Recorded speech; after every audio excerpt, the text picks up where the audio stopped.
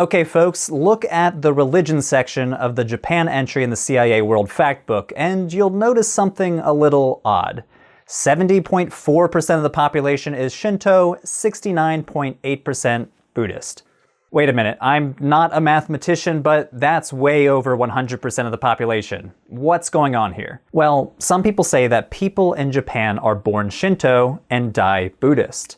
Today, Shinto in Japan mainly focuses on experiences in this earthly life, including rites of passage, building a sense of community, and asking for blessings from the kami. Meanwhile, Buddhism handles funerary rites and prepares people for the afterlife and beyond. For two religions that seem to harmoniously coexist, there's a lot of disagreement over their historical relationship. Some claim that Shinto has been the distinct and independent indigenous religion of Japan since ancient times. Others, such as Japanese religion scholar Kuroda Toshio, argue that Shinto was pretty much the same thing as Buddhism for more than 1,000 years, up until about the mid-19th century. As we'll see, both of these arguments are a bit of an overstatement. In this episode, we'll untangle the complicated relationship between Shinto and Buddhism. As I mentioned in episode 1, Shinto, as we know it, grew out of native traditions for venerating kami, local gods or forces or spirits that are important to a given place or community. But Buddhism also had an enormous impact on the way Shinto developed. By the time Buddhism made its way to Japan, it had already flourished in China for 500 years. According to the Nihon Shoki, an 8th century text translated as the Chronicles of Japan, Korean monks officially brought Buddhism to the Yamato court in 552 CE. They delivered a letter from their king which promised the emperor that if he embraced Buddhism, he and his people would have all their wishes fulfilled. After this, many monks from Asia visited the Japanese islands, introducing the rich literary and visual culture of Buddhism through the sutras and the images that they brought as gifts. At first, people in Japan saw Buddhist deities as foreign kami who were capable of blessing or punishing people like any other kami. However, not everybody was excited by the Buddha's arrival on their shores. While some powerful clans like the Soga argued that if Buddhism was so popular in China and Korea, Japan should adopt it too. Others, like the Mononobe clan, warned that adopting Buddhism would offend the native kami and lead to disaster. It didn't take long for the imperial court to decide to have it both ways. On one hand, promoting the native kami they identified as their ancestors, and promoting the new powerful kami from the Asian continent. The semi-legendary Prince Shotoku is credited as one of the first promoters of Buddhism in 7th century Japan. In addition to commissioning temples and sutras, he incorporated Buddhist doctrine into legal and moral codes. Following Shotoku's lead, later rulers established separate laws and offices to govern Buddhist and kami affairs. After a century or two, the lines between Buddha and kami began to blur. This process is called shinbutsu-shūgo, or the combining of kami and Buddhas. It's useful to think of the relationship between Shinto and Buddhism as a process of combination because while various groups could combine elements of kami veneration and Buddhist practice in all sorts of ways, the two traditions never completely merged into a single religion and did not always get along. So what did the combination of kami and Buddhas look like? Well, we can follow a 4-stage process over the course of Japan's medieval history, stretching from the 12th to the 16th century. I already mentioned the first stage, when Buddhas were considered foreign kami. In the second stage, kami were interpreted as sentient beings who suffered the cycle of birth and rebirth and required enlightenment.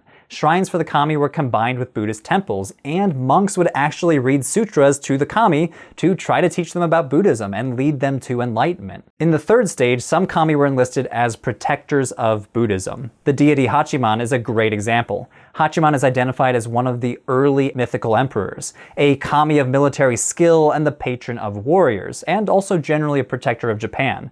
But he's also represented as a kami who became a Buddhist priest, or as a bodhisattva.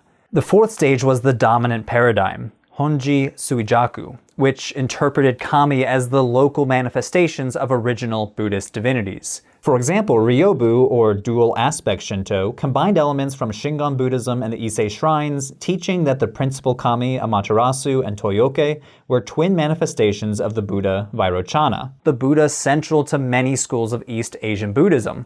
Japanese Buddhist traditions became so rich and so complex that some considered them to be the pinnacle of Buddhism. They thought of Buddhism as a metaphorical tree. India was the roots, the origin of Buddhism. China was the branches and leaves, and Japan was the flowers and fruit, the culmination of the Buddha's teaching. However, not all kami were incorporated into a Buddhist paradigm. Some shrines were expressly anti-Buddhist and advocated for the strict separation of kami veneration and Buddhist practice. A great example of a countercultural tradition is Yoshida Shinto. As I mentioned in episode 1, the Yoshida were an influential family of Shinto priests who worked in the Ministry of Kami Affairs for centuries.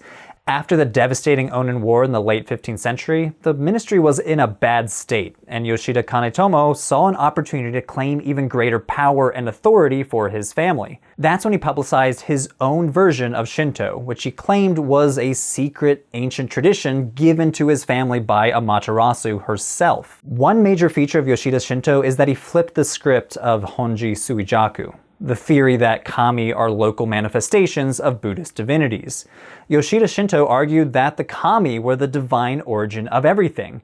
Confucianism and Buddhism were misguided offshoots of Shinto, and Buddhas were actually the manifestations of kami in foreign lands, not the other way around.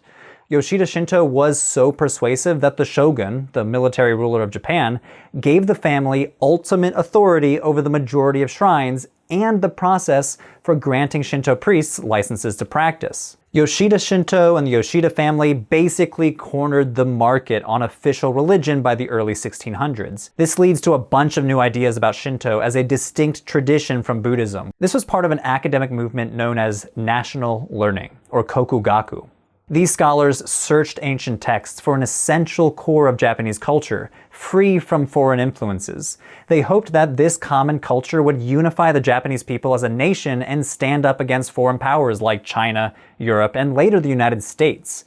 Out of this movement emerged Restoration Shinto, an idealized Shinto which considered Amaterasu and her divine descendants, the emperor, of greatest importance, and considered Japan to be a sacred land superior to others. Restoration Shinto provided the ideological backbone for the Meiji Restoration, a political revolution which overthrew the shogun's government in 1867 and established a new government with the Meiji emperor as its head.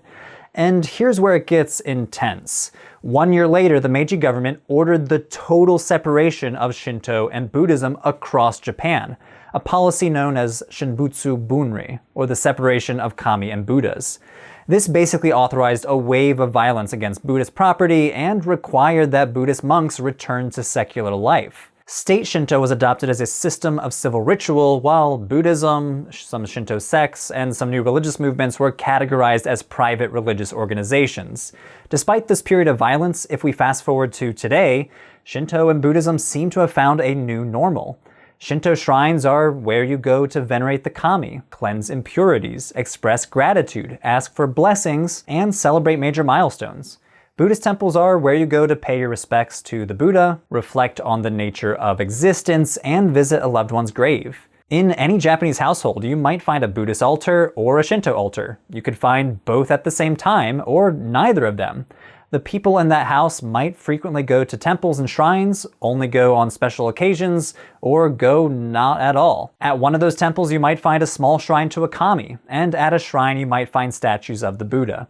As scholars Ian Reeder and George Tanabe remind us, Shinto and Buddhism have 1,500 years of history between them, and they still have a lot in common, such as a focus on how to live a good life and the ability to grant worldly benefits. They go so far as to say that this is the common religion of Japan. But while Shinto and Buddhism have intersected a lot throughout Japan's history, their relationship continues to be anything but simple. As always, thanks for watching, and I'll see you next time. Hey everyone, that was episode 2 in our 5-part first season of Shinto. Today's sponsor is the Freedom Forum's Religious Freedom Center. They've sponsored the last few episodes here on Religion for Breakfast, but just as a reminder, they are a nonprofit, non-sectarian organization committed to educating the public about the First Amendment. They're longtime friends of Religion for Breakfast. I used to work with them back in the day developing some of their online religious literacy classes.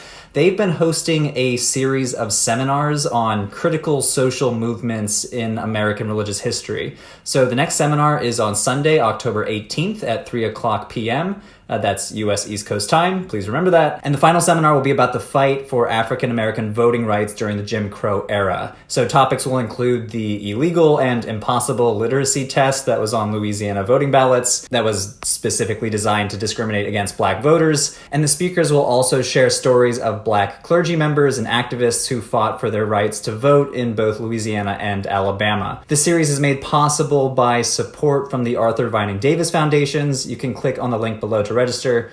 Thanks for watching. I'll see you next time.